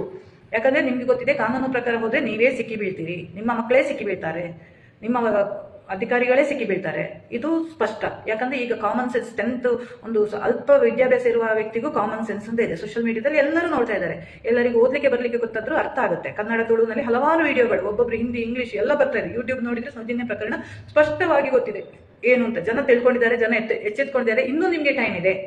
ಇನ್ನು ನಿಮ್ ಕಾನೂನು ಪ್ರಕಾರ ಹೋದ್ರೆ ನೀವೇ ಸಿಕ್ಕಾಕೊಳ್ಬಿಡ್ತೀರಿ. ನಾಳೆ ಸಮಾಜದ ಎದುರು ನಿಮ್ಮ ಒಂದು ಕುಟುಂಬದವರನ್ನ ಪೊಲೀಸರು ಹೇಳ್ಕೊಂಡು ಹೋಗೋದಕ್ಕೆ ನೀವು ಇದು ನೋಡ್ಬೇಡಿ. ಅದಕ್ಕಿಂತ ಮೊದಲು ಇದಕ್ಕೊಂದು ತಾರ್ಕಿಕ ಅಂತ್ಯ ಹಾಕಿ. ಯಾಕಂದ್ರೆ ಜನರು ನಮ್ಮ ಪರ ಇದ್ದಾರೆ. ನಾವು ಈ ಪ್ರಕರಣವನ್ನ ಬಿಡಲ್ಲ, ನ್ಯಾಯ ಸಿಗೋ ತನಕ ಬಿಡಲ್ಲ. ಅದು ಆ ಹೆಣ್ಣನ್ನ ಯಾರು ಕೊಂದಿದ್ದಾರೆ, ಸೌಜನ್ಯ ಒಂದು ಪ್ರಕರಣ ಅಲ್ಲ, ಪದ್ಮಲತಾ ಪ್ರಕರಣ, ವೇದವಲ್ಲಿ ಪ್ರಕರಣ ಎಲ್ಲ ಈಗ ಬಯಲಿಗೆಳ್ತೇವೆ. ಅದು ಬಿಟ್ಟರೆ ಇದೆ ಸೌಜನ್ಯ ಪ್ರಕರಣಕ್ಕಿಂತ 20 ದಿವಸ ಹಿಂದೆ ಆದ ಆನೆ ಮಾವುತನ ಕೇಸ್ ಕೂಡ ಈಗ ರೀಓಪನ್ ಆಗಿದೆ. ಅದರಲ್ಲಿ ಕ್ಲಿಯರ್ ಆಗಿ ಮೆನ್ಷನ್ ಮಾಡಿದ್ದಾರೆ, ಆನೆ ಮಾವುತನ ಹೆಂಡತಿ ನಾರಾಯಣ ಅವರ ಹೆಂಡತಿಯವರು ಹರ್ಷೇಂದ್ರ ಕುಮಾರೇ ನನ್ನ ಗಂಡನನ್ನು ಕೊಲೆ ಮಾಡಿದ್ದು ಅಂತ. ಗಂಡನನ್ನ ಮತ್ತು ಗಂಡನ ತಂಗಿಯನ್ನ, ಯಮುನಾ ನಾರಾಯಣ ಅವರ ಡಬಲ್ ಮರ್ಡರ್ ಕೇಸ್ ಇದು ಓಪನ್ ಆದ್ರೂ ಅಲ್ಲಿ ಅಪ್ಪ ಸಿಕ್ಕಿಬಿಟ್ಟಾನೆ. ನಾನು ಹೇಳ್ತಾ ಇದ್ದೀನಿ, ಇದು ರಿಕ್ವೆಸ್ಟ್, ಎಚ್ಚರಿಕೆ ಮಾತ್ರ, ಏನೋ ನನಗೆ ಗೊತ್ತಿಲ್ಲ. ಈ ಪ್ರಕರಣಕ್ಕೊಂದು ಅಂತ್ಯ, ಇನ್ನೂ ನಿಮಗೆ ಟೈಮ್ ಇದೆ. ಧರ್ಮಾಧಿಕಾರಿಯವರೇ, ನಿಮಗೆ ಹೆಸರು ಹಿಡಿದು ಹೇಳ್ತಾ ಇದ್ದೀನಿ ನಾನು, ಇದಕ್ಕೊಂದು ತಾರ್ಕಿಕ ಅಂತ್ಯ ಕೊಡಿ. ಇಲ್ಲಾಂದ್ರೆ ಕಾನೂನ ಪರ ಹೋರಾಟ ಮಾಡೋಣ. ಈಗ ಜನ ನಮ್ಮ ಜೊತೆ ಇದ್ದಾರೆ.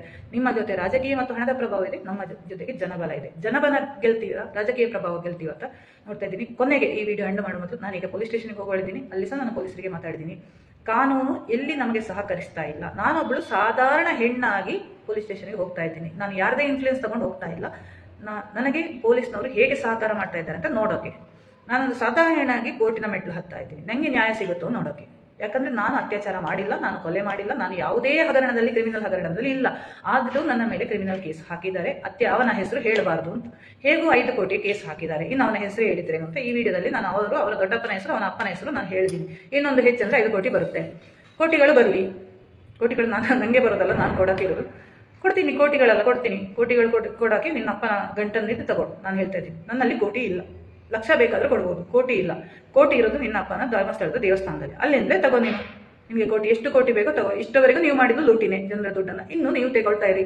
ನಿಮಗೆ ಮೋಜು ಮಸ್ತಿಗೆ ಎಲ್ಲ ಒಂದು ಸಮಯ ಎಂಡ್ ಆಯಿತು. ಎಲ್ಲದಕ್ಕೂ ಒಂದು ಟೈಮ್ ಅಂತ ಇದೆ, ಎಲ್ಲದಕ್ಕೂ ಒಂದು ತಾಳ್ಮೆಗೂ ಒಂದು ಲಿಮಿಟ್ ಇದೆ. ಅದೀಗ ತಪ್ಪಿದೆ ಜನರಿಗೆ. ಸೊ ಬಹಳಷ್ಟು ಜನ ಆಕ್ರೋಶದಿಂದ ಮುಂದೆ ಬಂದಿದ್ದಾರೆ.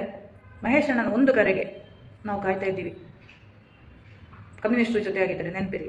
ಬಹಳಷ್ಟು ವಿರೋಧ ಇದೆ ಹಿಂದೂಗಳಿಗೆ, ಕಮ್ಯುನಿಸ್ಟರು ಬರಬಾರ್ದು ಅಂತ. ಬಟ್ ಜೊತೆ ಆಗಿದ್ದಾರೆ, ಯಾಕಂದ್ರೆ ಅವರಿಗೂ ನ್ಯಾಯ ಬೇಕು. ಪದ್ಮಲತಾ ಕೇಸಲ್ಲಿ, ವೇದವಲ್ಲಿ ಕೇಸಲ್ಲಿ ಎಲ್ಲರೂ ಜೊತೆ ಆಗಿದ್ದಾರೆ. ಇದೇ ಬರೋ 29ಕ್ಕೆ ಬೆಳ್ತಂಗಡಿಯಿಂದ ಮಂಗಳೂರು ಮತ್ತು ಕೊಟ್ಟವರೆಗೆ ಒಂದು ವಾಹನ ಜಾಥಾ ಕೂಡ ಇದೆ. ಅವರವರ ವಾಹನದಲ್ಲಿ ಸೌಜನ್ಯ ಪ್ರಕರಣಕ್ಕೆ ಮುಂದೆ ಬರ್ತಾರೆ. ಪ್ರಕಾಶ್ ರೈ ಅವರು ಮುಂದೆ ಬರ್ತಾ ಇದ್ದಾರೆ. ಬಹಳಷ್ಟು ಜನ ಮುಂದೆ ಬರ್ತಾ ಇದ್ದಾರೆ. ಸತ್ಯದ ಪರ ಯಾರು ಇದ್ದಾರೆ, ಅವರು ಸೌಜನ್ಯ ಪ್ರಕರಣದಲ್ಲಿ ಇದ್ದಾರೆ. ಅತ್ಯಾಚಾರಿಗಳ ಪರ ಕಳ್ಳರು ಯಾರಿದ್ದಾರೆ, ಅವರು ಧರ್ಮಸ್ಥಳದ ಡೇ ಗ್ಯಾಂಗ್ ಪರ ಇದ್ದಾರೆ. ಸೊ ಇದಿಷ್ಟೇ ಹೇಳೋಕ್ಕೆ ನಾನು ಬಂದೆ. ಇನ್ನು ನಾನು ಹೊರಡಬೇಕೀಗ, ಪೊಲೀಸ್ ಸ್ಟೇಷನ್ಗೆ ಹೊರಡಬೇಕು. ಇವತ್ತಾದರೆ ಕೋರ್ಟಿಗೆ ಹೋಗಬೇಕು. ಮಹೇಶಣ್ಣ ಅಲ್ಲಿ ಬಂದಿದ್ದಾರೆ. ಭಾಳಷ್ಟು ವಿಚಾರ ಚರ್ಚೆ ಮಾಡಬೇಕು ನಾನು. ಯಾಕಂದರೆ ಭಾಳಷ್ಟು ವಿಚಾರದಲ್ಲಿ ಬೆಳವಣಿಗೆ ಇನ್ನೂ ಸ್ವಲ್ಪ ಫಾಸ್ಟಾಗಿ ಆಗ್ತಾ ಇದೆ. ಆದ ಕಾರಣ ನಾವು ಸ್ವಲ್ಪ ಎಚ್ಚೆತ್ತುಕೊಳ್ಳಲೇಬೇಕು. ಇವತ್ತೊಂದು ದಿವಸ, ವಾರಕ್ಕೆ ಒಂದು ದಿವಸ ಆದರೂ ನಿಮ್ಮ ಜೊತೆ ನಾನು ಲೈವಲ್ಲಿ ಬರ್ತೀನಿ. ಏನಾದರೂ ಇದರಲ್ಲಿ ಪ್ರೋಗ್ರೆಸ್ ಇದ್ದರೆ ನಾನು ಫೇಸ್ ಟು ಫೇಸ್ ಮಾತಾಡ್ತೀನಿ ಅಷ್ಟೇ, ಬೇರೆ ಏನೂ ಹೇಳಲಿಕ್ಕಿಲ್ಲ. ಮುಂದಿನ ಲೈವಲ್ಲಿ ನಾನು ಇನ್ನೇನಾಯಿತು, ಇವತ್ತು ಪೊಲೀಸ್ ಸ್ಟೇಷನ್ಗೆ ಹೋದ ಏನಾಯಿತು, ಕೋರ್ಟಲ್ಲಿ ಏನಾಗುತ್ತೆ, ಇದರ ಬಗ್ಗೆ ನಾನು ನನ್ನ ಅನುಭವ, ನನಗಾದ ಅನುಭವ ಎಲ್ಲರದ್ದು ನನಗೆ ಹೇಳಲಿಕ್ಕೆ ಆಗಲ್ಲ. ನಾನು ನಿಮಗೆ